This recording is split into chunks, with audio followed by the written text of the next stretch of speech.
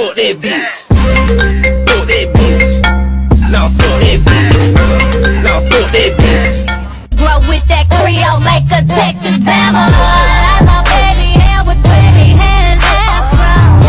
Like a Negro lover Jackson 5 nostrils. I earned all this money, but they never take the country out me. I got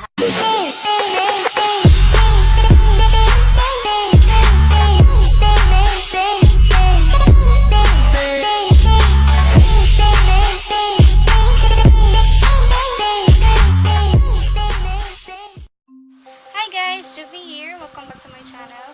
And today's video will be a collaboration with my YouTube friends. And I just want to shout them out. They are Bam Life, Princess Sams, Nicole Angeline, Maria, and my Hi mga sis.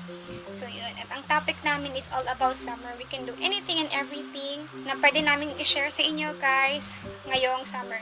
It could be makeup tutorials, kung ano yung mga outfits na pwede ngayon. So, depende sa amin. At ako, in my part, ang gagawin kong video, mag-recommend ako ng mga products to protect our hair and skin this summer. So, let's start.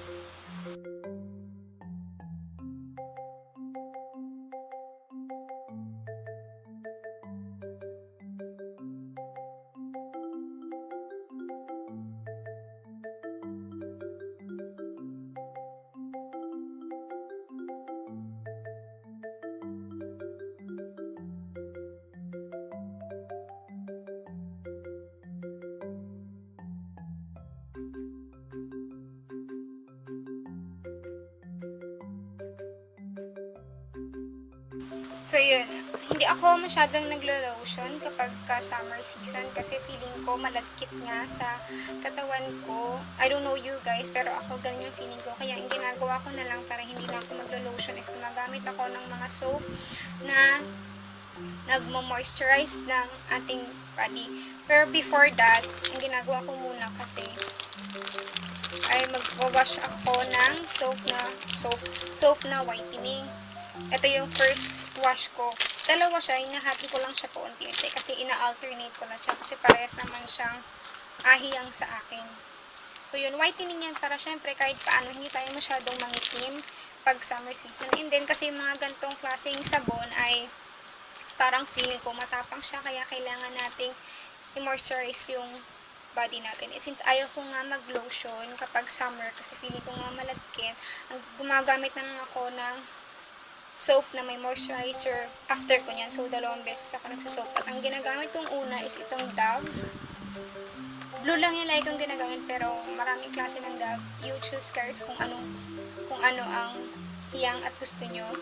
So, ako ito lang, Dove Beauty Bar. Kasi may 1/4 moisturizer milk to. Moisturizing milk. So, maganda siya. Lagi siyang ginagamit ever since at maganda at marami na rin gumagamit ito dito sa Philippines at marami na rin nagpatunay na maganda siya. So, ginagamit ko siya sa face at sa buong katawan ko para ma-moisturize ang aking skin kahit hindi na ako mag-lotion. Medyo mahirap siya bandawan kasi feeling natin madulas pa pero it is actually its purpose na madulas siya para kasi moisturizer siya tsaka kaya madulas siya talaga.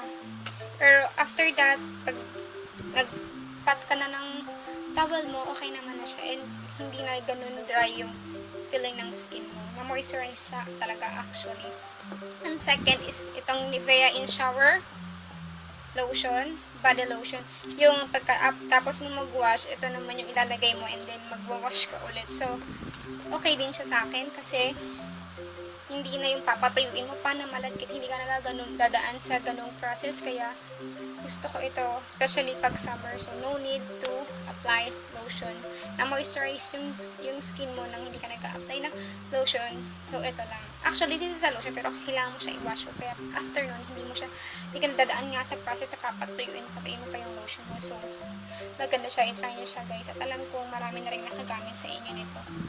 So, yung sa hindi pa nakakagamit, try nyo siya. Maganda siya. And yun yung ginagamit ko sa aking body. Nag-wash ako ng face ko. At ang ginagamit kong product ay Ay, eto. Pag summer, ito talaga yung ginagamit ko, Nivea, kasi whitening time siya. Kasi gusto ko pag summer, yung ginagamit ko lahat whitening. Kasi, sobrang feeling ko mangingitim ako kapag ka summer, kahit hindi naman tayo mag-outing, sobrang init. Feeling ko mangingitim talaga tayo. Kaya lahat ng product na ginagamit ko, especially sa face, is whitening talaga. Kasi ayoko naman yung super masunog yung face ko, so mangitim ako. Gusto ko siya ma-maintain lang kahit mainit. Ay, nilalabanan ko siya ng mga whitening product, and especially yung may mga SPF.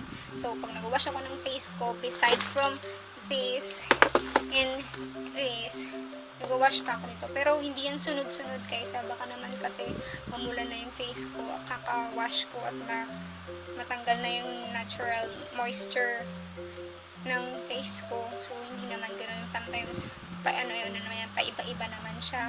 Minsan gabi, minsan pag naligo ako, or minsan ina-alternate ko yung pagkabi ng soap at ito, kasi mag-dry up naman masyado yung mukha ko. And after ko i-wash yung face ko, ito, hindi na ako mag-toner, gagawin ko na lang moisturizer.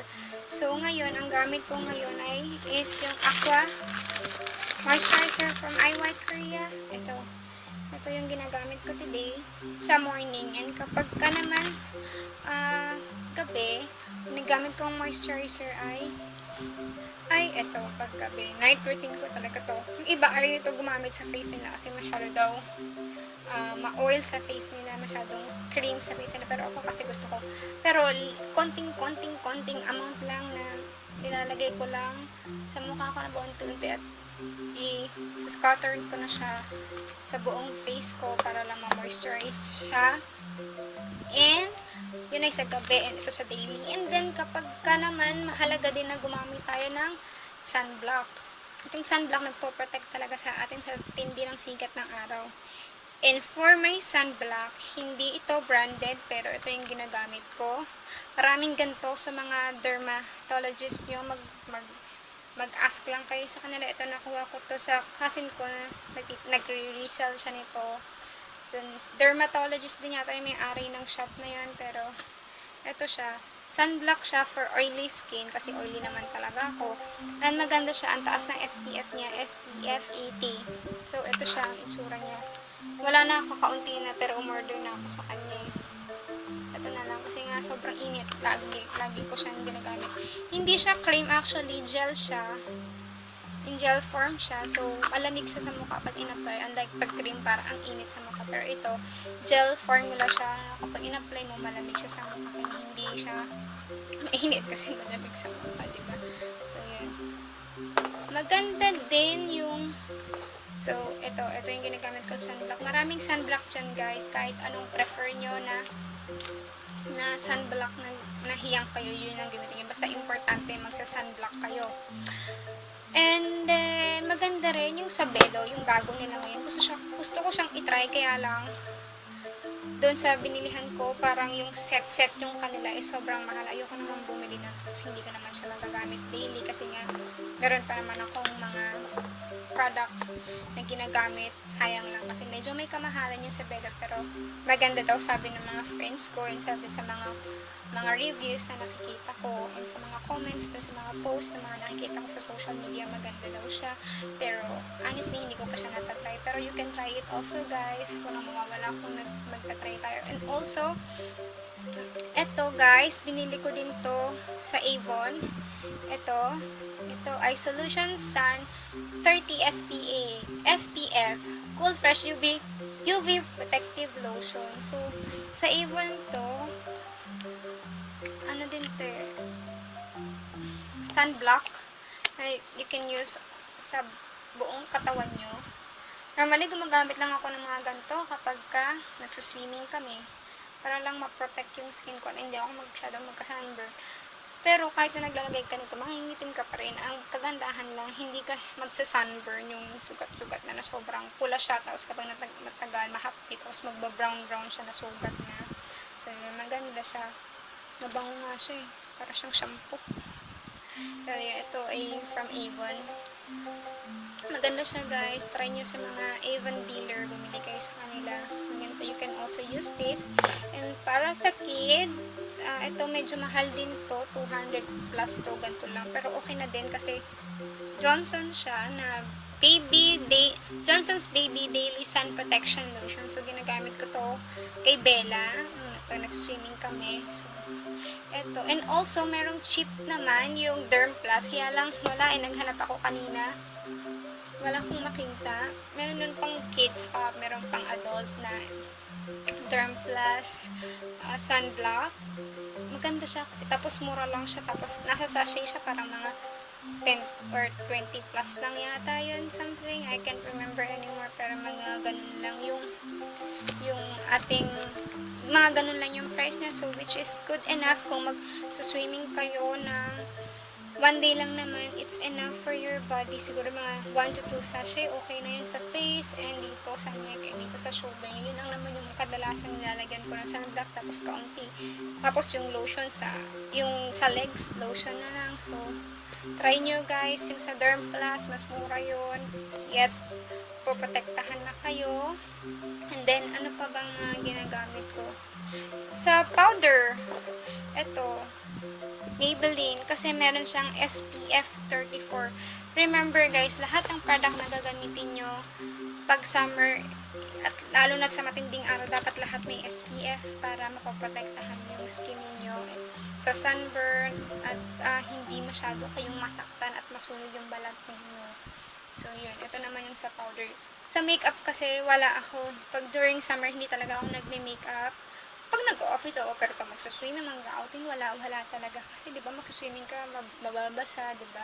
Though, meron namang waterproof makeup, pero wag na lang, di ba? Kasi magsuswimming din naman. So, ito, ang aking powder lang, para lang before, pagpunta mo doon, hindi ka naman mukhang parang hindi ka aya-aya. Nagpa-powder ako. And for my lips, dahil importante din na po-protect natin ang ating lips during summer kasi mas madaling mag-chop off or balat-balat yung lips mo kapag ka summer. So, you can use either petroleum jelly, or in my case, ito Maybelline SPF 20, diba? May SPF din siya. Lip balm, 12-hour moisture. Tapos, this is a watermelon smooth. So, yun yung ginagamit ko para sa lips ko, para lang ma-moisture siya this summer at hindi naman sobrang magbitak-bitak yung lips ko. And yun, guys. So, yun guys, lahat ng mga products na pinakita ko sa inyo is lahat yun talagang ginagamit ko siya. At hindi ko yun binili dahil lang sa video na to. As you can see, yung mga ibang pinakita ko sa inyo ay may mga gamit na ibang paubos na kasi ginagamit ko talaga siya pag mainit. At kahit nga hindi siya masyadong mainit, ginagamit ko pa rin siya. Kasi kahit nga hindi summer, kahit na hindi siya summer, ginagamit ko pa rin siya kasi dito sa Philippines, mainit talaga. Kaya, yun. I hope you like it guys. I hope I gave you some ideas with the products that I am using. And sana itry nyo din. And all these products are cheap. Hindi siya gaanong kamahalan. Kasi naman, hindi naman talaga ako bumibili ng mamahalin at branded na super duper kamamahal. Okay na ako sa brand na yan. Naproprotect din naman yung skin ko kahit naman hindi siya ganun kamamahal. So, this is just an alternative. Pero kung may ginagamit kayo guys na magandang brand na feeling nyo effective naman sa inyo and worth it yung price niya sa effect na nagagawa niya sa inyo, just continue using that guys. Kasi hiyang na sa inyo yan, pag nag-try pa kayo ng iba, baka may ibang reaction pa sa inyo. Basta kung saan kayo hiyang guys. This video is just a recommendation dun sa mga naghahanap at wala pang idea kung ano yung mga dapat nilang gamitin during summer. Especially dito sa Philippines kasi so, super init dito sa Philippines, lalo na summer. So, yun guys, sa mga may mga idea din tungkol sa mga skincare products nila during summer season, please comment it down below para malaman ko din at ma-share nyo rin sa akin. At eventually, itatry ko din siya some other times kung effective siya sa akin, kung gagana, kung ano magiging reaction ng skin ko sa kanya, at kung gaano siya kaganda sa akin. Kasi nga, ulitin ko guys, all of this product, lahat ng product, kahit anong gamitin mo, is hiyangan yan sa inyo. Kung hiyang sa akin, pwedeng hindi naman humiyang sa inyo. At kung hiyang sa inyo, hindi naman pwedeng hiyang din sa akin. Depende yan sa skin type natin. So, it may or it may not be effective to you guys. Walang masama kung itatry nyo. Pero make sure kung takot kayo, make sure na dito nyo lang siya itatry or dito para huwag nyo agad ilagay sa face nyo kung gagamitin nyo siya. Kung halimbawa gagamit kayo nito or ng gantong klaseng sunblock tapos hindi kayo sure at natatakot kayo, pwede nyo itry muna dito or sa back ng henyo kung ano yung magiging reaction sa inyo. Kung okay o di good, kung hindi maganda, then huwag nyo gamitin. Okay guys, I hope I gave you some ideas about the products that I am using during summer season, and it really protect my skin. It really worked for me. So if you want, you can give it a try, and if not, okay lang. You can comment down below kung ano yung mga ginagamit yung product, and uulitin ko sa inyo, gagamitin ko yan some other time. So, yun. So, syempre naman guys, if you want to protect your skin in a fashionable way, you can do it also. You can wear some hat like this. Maraming klase nito, maraming style nito. You can choose from different kinds out there sa mall. And ito, hindi to sa akin. Nakita ko lang to dyan. Naka-display. Kinuha ko lang just to show you guys. So, hindi ko rin siya binili. And some shades also. So, summer season na, guys. Nakaka-excite, ano? Thank you for watching, guys. I hope you like it. And don't forget to check the videos that my YouTube friend made. Bam Life, Princess Sams, Nicole, Angeline, Maria R, and Mai. Hindi ko alam kung ano yung mga videos na ginawa nila. Kaya excited akong makita ko yun.